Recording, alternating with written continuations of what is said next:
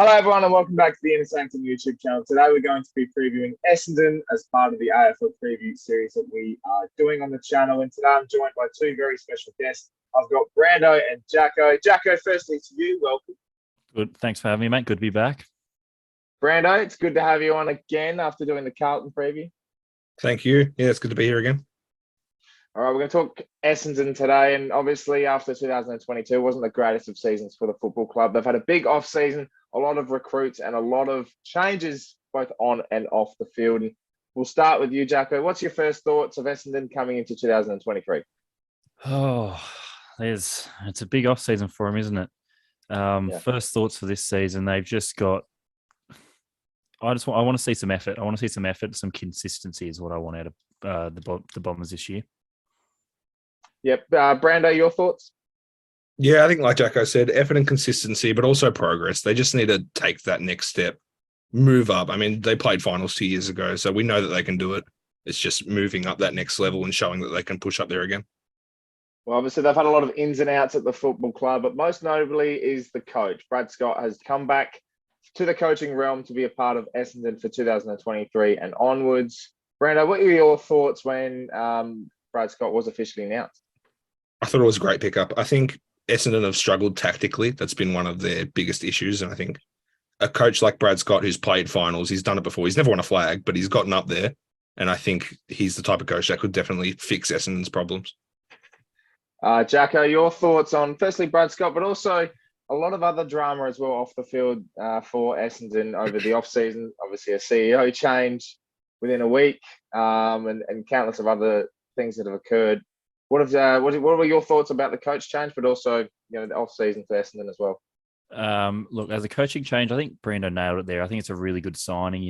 Been out of the coaching role for a few years working with the AFL, but Brad's got to be really excited to dip his toes back into the coaching regime.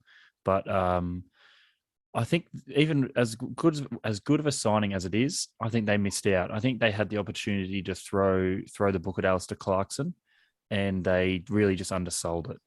So I think as much as Scott is the best for the second choice, I think they really could have landed a big fish if they actually put their heads together and got Alistair Clarkson. But you're right, it's a big off season off the field for Essendon. That Andrew Thorburn signing as CEO lasted all of 23 hours, I think it was, before they eventually parted ways again. And it's just another sort of rung on the ladder of disappointment of Essendon over the last few years, don't you think? Yeah, definitely. And I think Brando as well, it's not giving the greatest of confidence for Essendon fans to come into this year. Obviously, they've recruited very well, but to have these kinds of hiccups still occurring, some of it in November, surely it's going to hinder some progress both on and off the field. Possibly. I think there are so many aspects that have changed. It's real changing of the guard. And it really depends how that can all come together as to whether they show massive progress. But I mean, we're going to talk about the captaincy later. That's a big change. Coach, everything up until the boardroom. It's a huge change. And I think they're going to have to navigate that. Yeah, definitely. And I think overall, the fact that Essendon are coming into this year with a fresh start, new coach, changes everywhere, new captaincy, Dyson Heppel obviously stepping down, and probably an announcement imminent if it's not already done by the time this preview comes out. But changes as well to the list. We've obviously seen a lot of ins, father-son picks with Alwyn Davey Jr. and Jaden Davey as well. Lewis Hayes at pick 25, Elijah Satas as well at pick 5-2. So they've had some changes there in the draft, but also Sam Wiedemann coming from Melbourne as well. So, Jacko, what are your thoughts on the ins, essentially, for Essendon? I think they recruited really well. Obviously, Essendon wouldn't really be that much of a destination club. So I think to land Will Setterfield, who I think is a really good prospect coming out of Carlton, who's ready to sort of take that step to the next level. And also Sam Wiedemann, who should help those key forward stocks that they've sort of struggled with the last few years. And they obviously did pretty well in the draft, getting those Davey twins. Lewis Hayes looks pretty good. But I think the big one was Elijah Sardas. He was really the last of the big five in that draft. and probably one of the most promising that I thought outside of Cadman and Ashcroft. So I'm really happy they managed to get him. Obviously, a meniscus tear, which is pretty disappointing. He has him out for 10 weeks. So he should be back around round 5. So he'll only miss about a month of the season. But recruiting wise, I think it was actually pretty impressive for Essendon with what they were able to do. Now, Brando, you are a Carlton man, and we've had to get you on board here to talk specifically Will Setterfield. How big of a recruit is it for Essendon to get him? Setterfield at his best for Carlton was unbelievable at times. And I think it's such a good pickup for Essendon. If they can play him in the right positions, inside midfield time will be important for him because he's really good in there.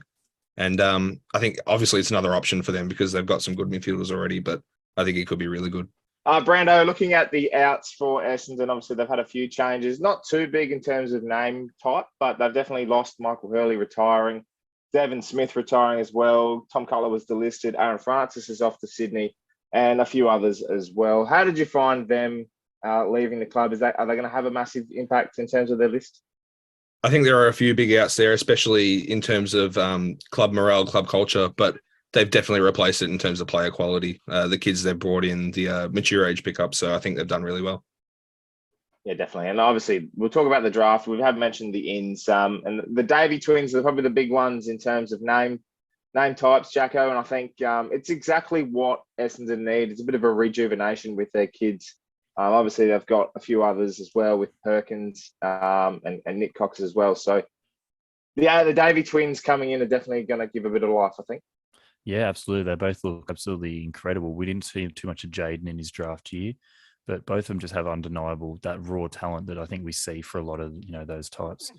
They also added Anthony Munkara to the list as a Category B rookie, and he's looked incredible on the training pitch so far this preseason. I'm actually really excited to see if he gets on the field this year. Brando, one big one I have left out, and I wanted to ask you about it. Anthony McDonald-Tipungwuti. He's come back from retirement. Biggest change in retirement time I think I've ever seen. I think it's nothing but good in terms of what he's going to bring this year, and he looks fit on the track. I think it's going to be a massive bonus for them. Tipper at his best was arguably one of the best small forwards in the competition, and if he can hit those heights again, it's a scary thought. And when Essendon are trying to climb back up the ladder again, it's exactly what they need. Definitely. All right, let's get into the questionnaire. We've talked about Essendon's pre-season, so we'll round it up and we'll find out a bit more about what Essendon are going to do this year. We'll start with the big question. How did you judge Essendon's pre-season, Jacko? Off field, it was a rabble. On field, I think it was pretty good. Yeah. Brando? Yep, I can agree with that. I don't think many thought Essendon would look as average as they did at times last year, but I can't imagine it'll be too much of the same this year. So I'm expecting progression, and it should be good.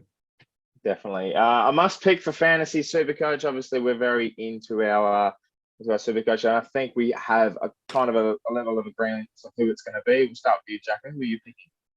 I'm going to take the big one off the board, and I'm going to go Zach Merritt. I assume he's going to get the captaincy this season, and I think it's just going to be he's going to be that guy. He's the only one in AFL fantasy to average 100 every year since 2016.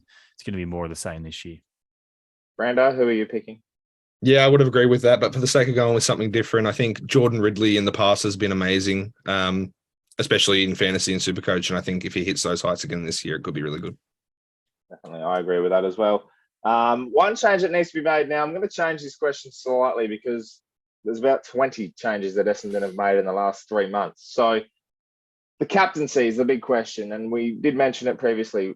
The change is coming. We don't know who's going to be officially announced as yet at the time of recording. So we'll go around the room.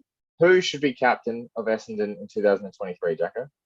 I think it's a pretty consensus selection that it's going to be Zach Merritt. So rather than spend too much time on that, I think the vice captain should be Andy McGrath. I think if it was 1 or 2 years in the future, I think Andy would have been the prime candidate for the captaincy, but I think he's just this little bit too young, and the vice captain will be a great role for him. Brando, who are you picking? I would completely agree with what Jacko has just said. Like he said, Andy McGrath would have been a great choice, but he's been a little bit inconsistent recent years.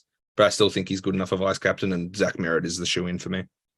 Yeah, definitely agree with that. Darcy Parish is obviously another one that could possibly put his foot in the ring and see what he could produce. But I think there's a consensus is Zach Merritt. Brando, what are you most excited for Essendon in 2023? I love some of the personnel that the Bombers have in their forward line. I think there are so many good players in there. Obviously, Peter Wright is a standout. Stringer's unbelievable. Tipping Woody's back. Nick Martin was brilliant last year. So there's a lot of players that could really impact up there. And I think if they're at full flight, it could be exciting. Definitely agree with that. It's a big year for who, Jacko? I think it's a big year for Darcy Parish. I think he's been one of those players who's been good for him, but he's really stood out in the games where there's a medal up for grabs. I'd like to see him be more consistent and not sort of go for the easy handballs. I'd like, even if he just lowers his disposal count, I'd like to see him do more with the ball.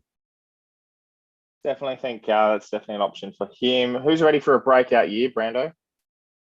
We mentioned him a bit before, and obviously I've seen him play a lot, so I think he's going to be good this year. But Will Setterfield, he's shown the great signs at Carlton, and I think, as I said before, if he's played in the right positions at the Bombers, he could be very good for them. Is Will Setterfield on that Carlton poster in your background, Brando? Because he's not. That is from 2011, back when we were actually good at football. So unfortunate, but I didn't know those times existed. Yeah, unfortunately they did. Oh no, fortunately they did. What am I on about? All right. Next question, Anthony. Let's go. Well, I was going to say, Will Setterfield, this is his third club, GWS, Carlton, now Essendon. So time to definitely break out for him. A headline you'll see, this is the question I've been putting on everyone for this AFL preview series, and I expect nothing less from you two creative people. So, Jacko, we'll start with you. What's your headline that we'll see this year? By his own merit, Zach wins best on ground medal. Woo! Very nice. Brando, yours? I've gone with Bombers light up the MCG on Anzac Day. And Collingwood fans will not like that one, but I think there could be a shock in store on that day. They're going to definitely be commenting on this one. That's quite. And actually, you know what? I'll lead into this. What's a must-watch game on the calendar for Essendon this year? And Brando, you can take this one as well, since you've just mentioned that.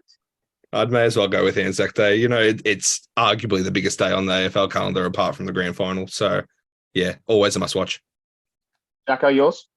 The other marquee game for Essendon, Dreamtime at the G against Richmond, round 10, I think it is this year. TV will definitely on for that one. Definitely. Round 1 as well. Essendon are playing Hawthorn on the Sunday afternoon. Probably another big game for them. A win for either club is definitely going to set up a good, strong start to the year. So Essendon were very keen to win that one. Minimum expectation for Essendon this year, Brando? I'd say they have to have a steady climb, even if it's a few spots. Just show the improvement. If you're going to overachieve, that's great, but progress is the key for me. Jacko? I went in a similar vein. I want to see a clear. I want to see a clear Brad Scott impression on that team. I want to see him take that team and turn them into something. I don't mind what it is, but I want to see Brad Scott in Essendon. Definitely. I think overall, you'd want to see Essendon just play with a bit of freedom, no expectation, and really enjoy what a new fresh year with a new coach is going to bring. And that leads me to the last question of the questionnaire. Jacko, where will Essendon finish on the ladder in 2023? I don't think they're going to improve as much as we've spoken about. I'd love to see him improving, but you know, it's a forward line that's a bit inconsistent. They've got a few more young draftees than you can shake a stick at. But ultimately, I think they're going to end up around 14th. Brando? I think, as I said before, that steady climb is necessary. And I think, obviously, they can overachieve. They can push right up to that finals bracket. But I could see them finishing right around 12th. Yeah, I probably agree with that. 12th to 15th-ish probably is a place that I can see Essendon. Well, lads, that is the Essendon preview. Thank you very much for joining me. Thanks, lads. No worries. No worries at all. We'll see you in plenty more AFL previews to come across the next couple of weeks. It's a massive time of the year. The AFL season is not too far away. Make sure you jump on board and subscribe to the Sanctum YouTube channel and check out the website as well. We'll see you next time.